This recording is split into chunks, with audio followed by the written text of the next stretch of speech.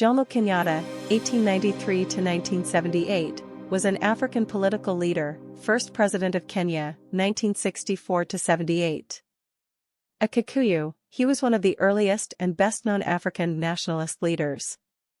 As secretary of his tribal association, 1928, he campaigned for land reform and African political rights. In the late 19th century, the chief European powers divided Africa among themselves. They could do this because European arms were superior and because the African chiefs did not understand the meaning of the treaties they were asked to sign. As a result, Africans lost the lands they had traditionally lived on and cultivated.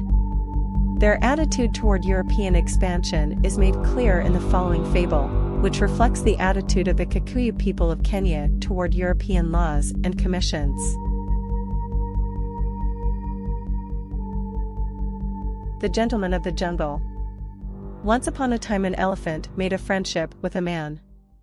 One day a heavy thunderstorm broke out. The elephant went to his friend, who had a little hut at the edge of the forest, and said to him, "My dear good man, will you please let me put my trunk inside your hut to keep it out of this torrential rain?"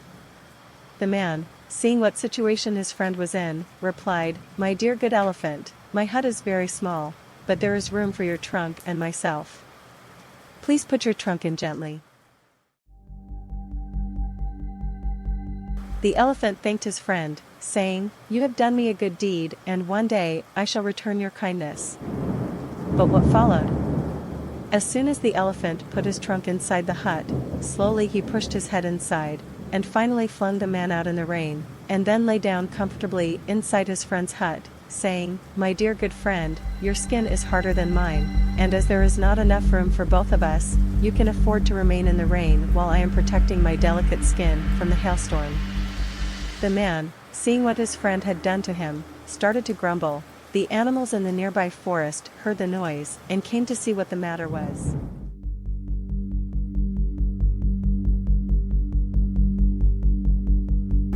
All stood around listening to the heated argument between the man and his friend, the elephant.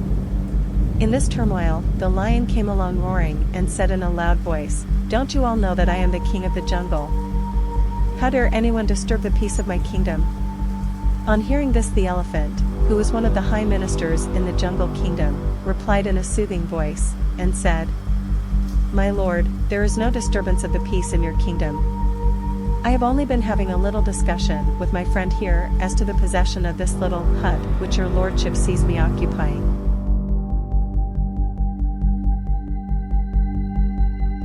The lion, who wanted to have peace and tranquility in his kingdom, replied in a noble voice, saying, "I command my ministers to appoint a commission of inquiry to go thoroughly into this matter and report accordingly."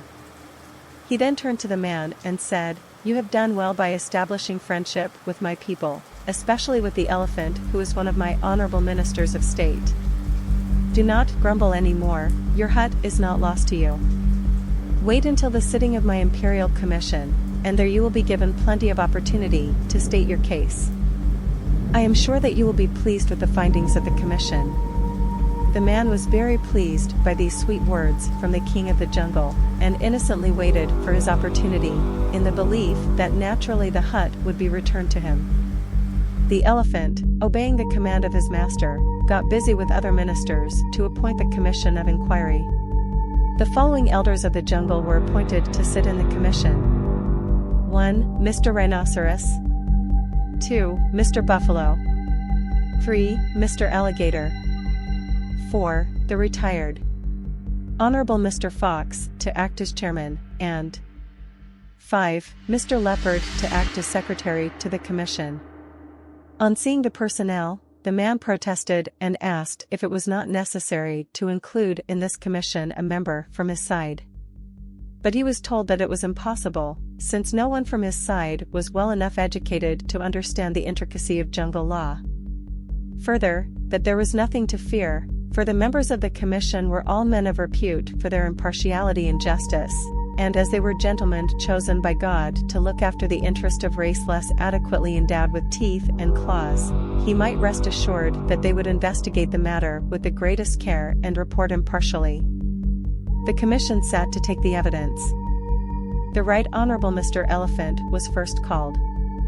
He came along with a superior air, brushing his tusks with a sapling which Mrs. Elephant had provided, and in an authoritative voice said, "Gentlemen of the jungle, there is no need for me to waste your valuable time in relating a story which I am sure you all know. I have always regarded it as my duty to protect the interests of my friends, and this appears to have caused the misunderstanding between myself and my friend here. He invited me to save his hut from being blown away by a hurricane. As the hurricane had gained access owing to the unoccupied space in the hut, I considered it necessary, in my friend's own interest, to turn the undeveloped space to a more economic use by sitting in it myself, a duty which any of you would undoubtedly have performed with equal readiness in similar circumstances." After hearing the Right Honorable Mr. Elephant's conclusive evidence, the commission called Mr. Hyena and other elders of the jungle, who all supported what Mr. Elephant had said. They then called the man, who began to give his own account of the dispute. But the commission cut him short, saying, "My good man, please confine yourself to relevant issues. We have already heard the circumstances from various unbiased sources. All we wish you to tell us is whether the undeveloped space in your hut was occupied by anyone else before Mr. Elephant assumed his position?" The man began to say, "No, but..." But at this point the commission declared that they had heard sufficient evidence from both sides and retired to consider their decision. After enjoying a delicious meal at the expense of the Right Honorable Mr. Elephant, they reached their verdict, called the man, and declared as follows. "In our opinion, this dispute has arisen through a regrettable misunderstanding due to the backwardness of your ideas. We consider that Mr. Elephant has fulfilled his sacred duty of protecting your interests. As it is clearly for your good that the space should be put to its most economic use, and as you yourself have not yet reached the stage of expansion which would enable you to fill it, we consider it necessary to arrange a compromise to suit both parties. Mr. Elephant shall continue his occupation of your hut, but we give you permission to look for a site where you can build another hut more suited to your needs, and we will see that you are well protected." The man, having no alternative, and fearing that his refusal might expose him to the teeth and claws of members of the commission, did as they suggested. But no sooner had he built another hut than Mr. Rhinoceros charged in with his horn lowered and ordered the man to quit. A royal commission was again appointed to look into the matter, and the same finding was given. This procedure was repeated until Mr. Buffalo, Mr. Leopard, Mr. Hyena, and the rest were all accommodated with new huts. Then the man decided that he must adopt an effective method of protection, since commissions of inquiry did not seem to be of any use to him. He sat down and said, "Ingenda teen diagaga motegi," which literally means, "There is nothing that treads on the earth that cannot be trapped," or in other words, you can fool people for a time, but not forever. Early one morning, when the huts already occupied by the jungle lords were all beginning to decay and fall to pieces, he went out and built a bigger and better hut a little distance away. No sooner had Mr. Rhinoceros seen it than he came rushing in, only to find that Mr. Elephant was already inside, sound asleep.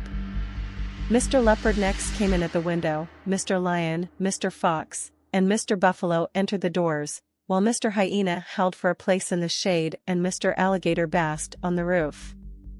Presently, they all began disputing about their rights of penetration, and from disputing they came to fighting, and while they were all embroiled together, the man set the hut on fire and burned it to the ground, jungle lords and all. Then he went home saying, "Peace is costly, but it's worth the expense," and lived happily ever after.